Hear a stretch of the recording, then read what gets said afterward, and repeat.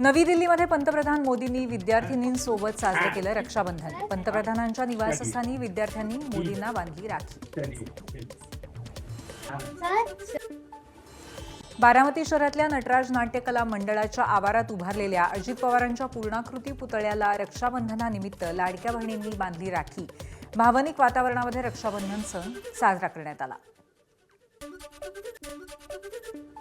रक्षाबंधनाच्या निमित्ताने परभणीमध्ये पालकमंत्री मेघना बोर्डीकर यांचा अनोखा उपक्रम। शेतकरी, स्वच्छता, आरोग्य आणि नगरपालिका कर्मचाऱ्यांना राखी बांधून कृतज्ञता व्यक्त। सामाजिक बांधिलकी जपत रक्षाबंधन साजरं।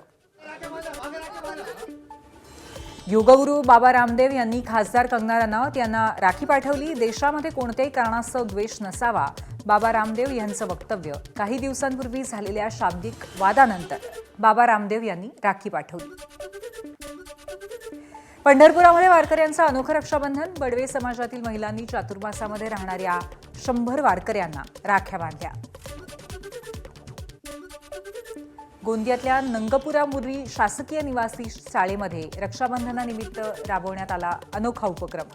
विद्यार्थ्यांनी वृक्षांना राखी बांधून औक्षण केलं, तर राखी मेकिंग स्पर्धेमध्ये विविध आकर्षक राख्या तयार करत पर्यावरण संवर्धनाचा संदेश दिला। नागपूर महापालिकेच्या स्थायी समिती अध्यक्षा शिवानी दाणींचं अनोखं रक्षाबंधन। सफाई कर्मचाऱ्यांना राखी बांधून कृतज्ञता व्यक्त केली।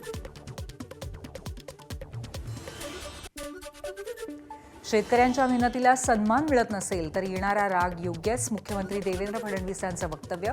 तर नाशिकचा कांदा वर्षातून 2दा आमच्या डोळ्यातनं पाणी काढतोच, मुख्यमंत्र्यांचं मिश्रित वक्तव्य। मराठीची सक्ती नाही तर मराठीची भक्ती म्हणत अमराठी रिक्षाचालकांनी मराठीचे धडे गिरवले। आमदार प्रकाश सुर्वेंकडनं माय मराठी संवाद मराठी उपक्रमाचं आयोजन।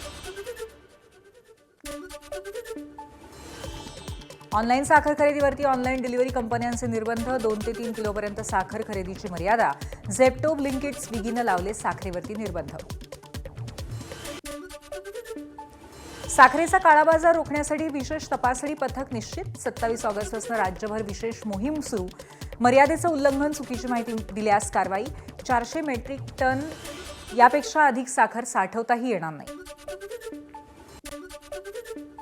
नंदुरबारमध्ये मिरची उत्पादक शेतकरी संकटात। 92 रुपयांवरनं थेट दर 16 रुपयांवरती। हिरव्या मिरचीला कवडीमोल भाव।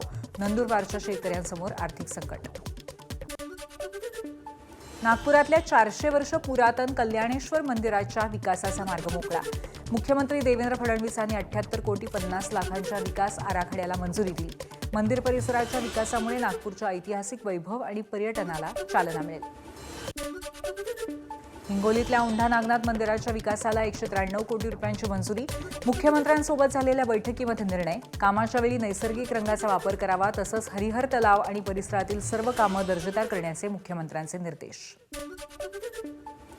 सुरक्षित अन्न सुरक्षित महाराष्ट्र मोहिमेमध्ये धुळे एफडीएची मोठी कारवाई। 1 एप्रिल ते 27 ऑगस्ट दरम्यान 1 कोटी 16 लाखांचा अवैध साठा जप्त, तर 38,000 गुटखा पॅकेट्ससह भेसळयुक्त बेसन, मैदा, तुपाचा साठा जप्त।